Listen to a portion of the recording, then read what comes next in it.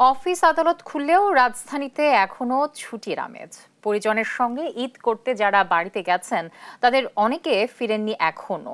এজন্য রাজধানীর সড়কগুলো এখনো অনেকটা ফাঁকা। দর্শক, বিস্তারিত জানাতে সরাসরি যুক্ত হচ্ছেন সহকর্মী সাবরিনা মজুমদার। সাবরিনা, প্রথম কর্মদিবস তো শুরু হয়েছে। আমি দর্শককে যেমনটি বলছিলাম, রাজধানীর অবস্থা কেমন দেখছেন জানাবেন। আপনি যেমনটি বলছিলেন, আজকে কিন্তু প্রথম কর্মদিবস।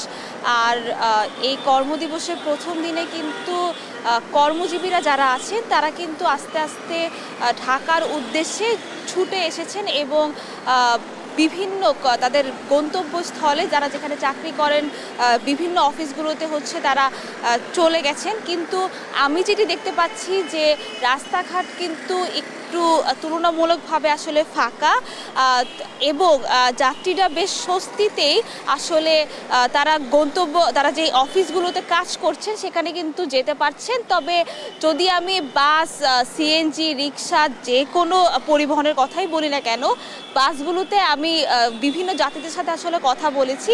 বিভিন্ন পরিবহনে দেখা যাচ্ছে যে যেহেতু ফাঁকা, যাত্রী কম, তারা হচ্ছে বেশি ভাড়া আদায় করছেন এবং বিভিন্ন সিএনজি রিক্সার ক্ষেত্রেও আমি যাত্রীদের কাছ থেকে শুনেছি যে যেহেতু যাত্রী কম, ঢাকার রাস্তায় একদমই যাত্রী নেই, সবাই হচ্ছে ঢাকার বাহিরে বলতে গেলে, তারা কিন্তু বলছেন যে এই জিনিসটাতে একটু সমস্যা হচ্ছে যে তারা বেশি ভাড়া আদায় করছেন।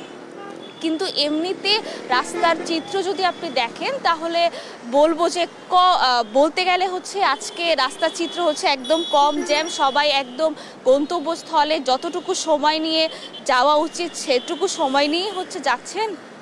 যাত্রীরা বলছেন যে অন্য সময় ঢাকার যে চিত্রটি থাকে যে যানজটে তারা অফিস বা আদালতে যেখানেই যেতে হয় না কেন, তারা যদি অফিসে 6টার দিকে পৌঁছাইতে হয় বা যে সময় পৌঁছাতে হয় তাকে 3-4 ঘন্টা সময় নিয়ে বের হওয়া লাগে বাসা থেকে। কিন্তু এখন কিন্তু যেই টাইমে আসলে যাওয়া উচিত সে সময় নিয়ে বের হয়ে তারা খুব আরামদায়কভাবে হচ্ছে ঢাকার রাস্তাকে উপভোগ করে এখন বিভিন্ন অফিস আদালতে হচ্ছে যেতে পারছেন।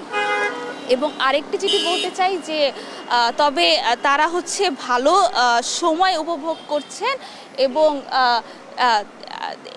এছাড়া হচ্ছে আমি যেটা বলতে চাই যে ঢাকার রাস্তা সকালে যেটি বলতে চাই যে সকালেও হচ্ছে আমি ভেবেছিলাম যে দুপুরের দিকেও হচ্ছে ঢাকার চিত্রটি একটু অন্যরকম হবে, যানজট হবে, কিন্তু এমনটি আমি আসলে দেখিনি। যেহেতু আমি সকাল থেকেই ঢাকার বিভিন্ন রাস্তা আসলে ঘুরে দেখেছি। তো এই ছিল সর্বশেষ খবর। জ্যোতি, আমাদের সহকর্মী সাবরিনা মজুমদার যুক্ত হয়েছিলেন আমাদের সাথে।